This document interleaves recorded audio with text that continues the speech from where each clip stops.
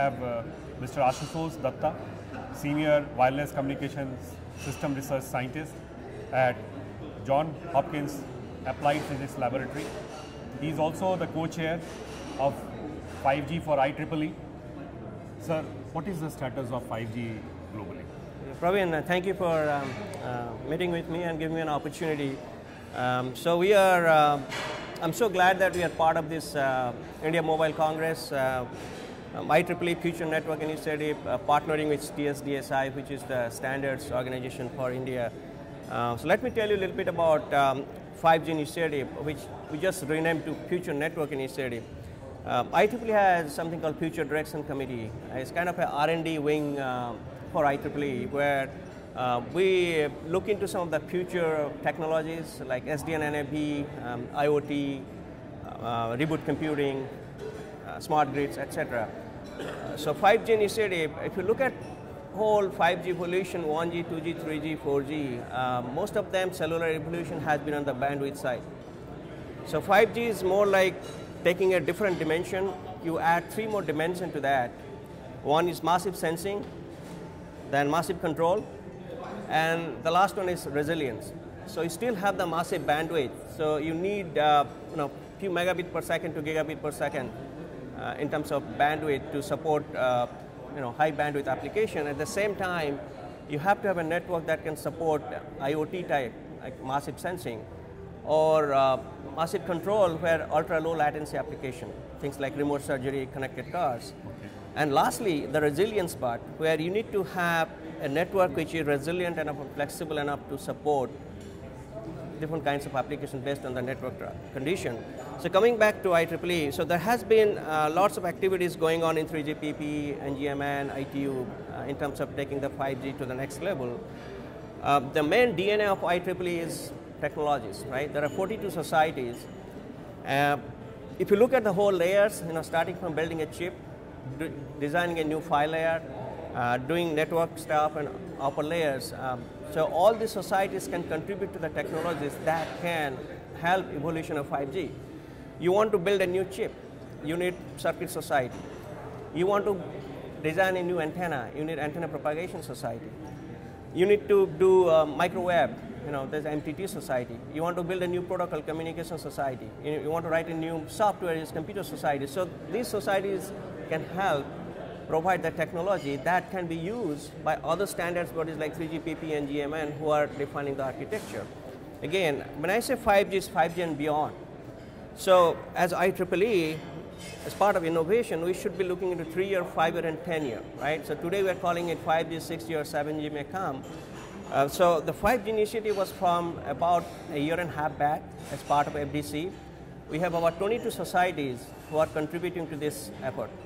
There are 11 different network working groups, roadmap working groups, like millimeter wave, hardware, applications, security, edge automation, testbed, satellite, then systems optimization, etc. Right? So these working groups, they are working with people from all over the world who are experts in their respective field to come up with new ways to evolve 5G. Right? Besides the roadmap side, we also have standards, conferences, education, publications. So these are the main principles IEEE builds upon, right? So as part of standards, we are talking to different societies that can contribute to 5G standards, right? And then we can collaborate with other standards bodies like 3GPP or ITU to have some sort of a memorandum of understanding. At the same time, as part of education, we are doing webinars, tutorials all around the world. As part of conferences, you'd be surprised. The IEEE's main mantra is, if you want to make it global, you have to go everywhere and implement that. So we have been doing about 50 different 5G summits all over the world, and that's amazing. About 5,000 people, 500 speakers. So this provides us, excellent resources for anybody who'd like to know more about 5G, how to get it deployed. So I talked about these are different working groups. As part of roadmap, we have a white paper that got published November 17th last year, and now there are about 200 people spread over, maybe 250, 300 people spread over these 11 working groups. We're working hard to come up with a roadmap document that will outline the evolution of 5G technology, how it can help for 3 or 5 and 10 years down the road. So that in nutshell, the activities of Future Network Initiative, and by having seminars like this, just 3 days back, we had an interesting workshop at Johns Hopkins Applied Physics Lab for first responder and tactical networks, safety, how 5G can be applicable for safety application. If you look at 5G, it is not only operator anymore. You have to look at all the verticals like e-health, connected cars, smart meters, intelligent transportation system, public safety, etc. Right? So this is kind of opening up a new road altogether for us, right? And the opportunity is immense, and we have lots of talent in India that we can take advantage of. And so during my talk today, I provided this opportunity whereby you can be a student, you can be a researcher, you can be a professor or scientist or industry person or government regulator. You all have a role to play to take 5G to the next level. When do you see 5G being commercial? Right, so that's a good question. So when you say 5G, there are different kinds of 5G. One is like a fixed access. For example, Verizon already started in the United States. Verizon started deploying that. AT&T is about to deploy 5G, but most of the 5G stuff is now fixed wireless. The mobile 5Gs, people are still developing the right type of handset and form factor. So instead of carrying a big bulk end user subscriber unit, now I should be able to put it in a small handset, right?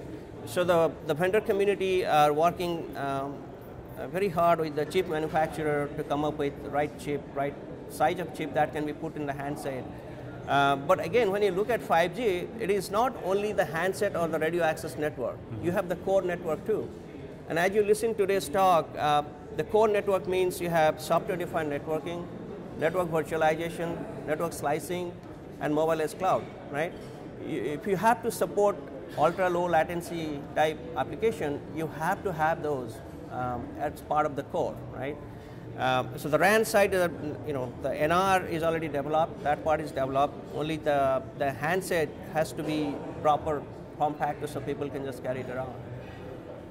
So, what would be the relevant 5G use cases for India? Okay, okay, that's a very good question. In fact, it's not only India. For every part of the world, we have to, at least as an IEEE, a very open platform, right? We have to go to any village, any part of the world where things are not connected. We have to also think about how we can provide communication to the end user. So now coming back to specifically to India, we see a big role for 5G in agriculture, right? There are lots of places in remote villages where people do not have the connectivity. In that situation, we are looking into how kind of in a sparse connected network, so you may not have direct connectivity all the time.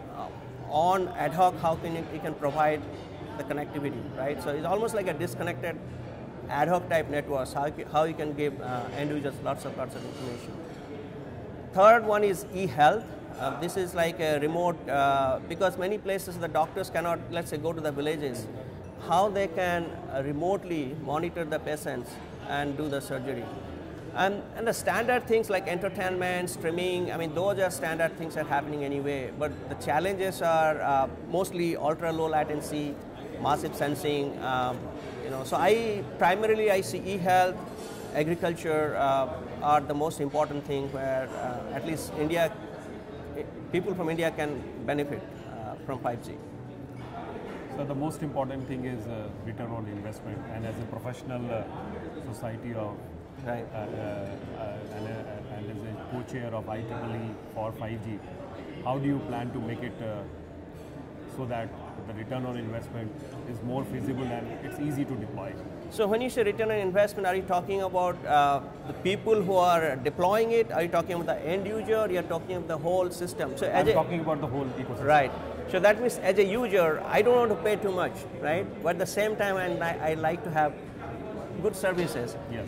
If I'm an operator, I want to make sure my capital expenditure, operation expenditure goes down. As a vendor, somebody providing the equipment, they also need to make sure they don't have to spend too much money. So if you look at traditionally, I just want to tie that to the technology, right? If you see in last 3-4 years, people have been going into software-defined networking and virtualization. So they're going away from the standard monolithic proprietary systems provided by any vendor, and embracing the software-defined networking and virtualization and open source. So that allows them to provide a flexible service without being bound to a specific vendor, and have the flexibility also. It opens up a lot of doors for the startups too, right? So what is happening by that, you are really reducing your CapEx and OpEx almost like 20 to 25%. So the operator is providing killer services with reduced price. End user also has to pay less, right? So in a way, and at the same time, you have to somehow motivate the vendors to embrace the virtualization, right? So I have been involved in HC and FD security group for last few years, and for last 4 or 5 years I have seen that what is happening now, there's a convergence of all the vendors and operators and application service provider, and they have agreed, or they kind of convinced that that is the way to go. So you build the software-defined networking, network function virtualization, then on the top, you are the 5G specific architecture, like separation of control plane, user plane, network slicing. I talked about virtualization already, SDN already, and mobile as cloud, right? So that way, you basically spend less money, but you have the ability to provide the application that end user wants at a low cost. So overall, it becomes a win-win situation for end user, vendors, and operators. I think that is the main objective, to get the best return on investment. Thank you, Ashutosh Dutta, for speaking to DG Analysis. Thank you, sir. Thank you, sir. Nice meeting you.